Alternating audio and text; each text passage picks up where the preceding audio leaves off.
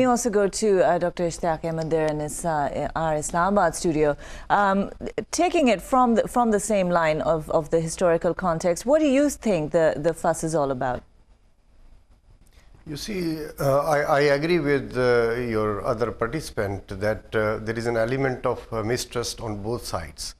But as, for instance, happened in the case of CTBT back in the 1990s, politicians and people here make their criticism without reading the actual document itself. And I think much of the criticism that emanated regarding the Curry-Lugar bill in Pakistan initially from both politicians and the public opinion makers was without reading the actual text of the document.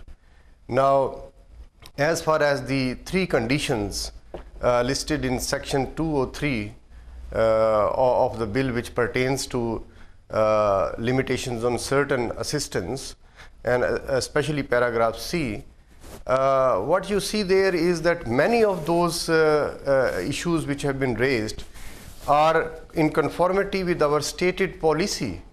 The only, I think, sensitive issues, a couple of them, pertain to, say, the civilian control over military promotions and transfers.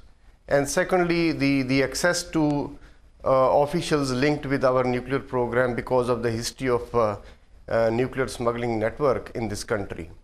As far as issues pertaining to our commitment to the war on terror, I think they have become really immaterial in the last few years. And as we are about to launch another military offensive in South Waziristan, and increasingly we are committed to tackling other affiliates of Taliban across the country, I think the other conditionalities really become immaterial. And we must also remember that our foreign minister is currently in the United States. He has met John Kerry.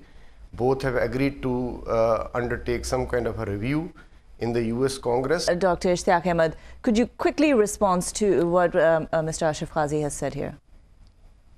Absolutely, you know, like this condition also is there with regard to the civilian aid to Pakistan, which is essentially the purpose of the bill itself.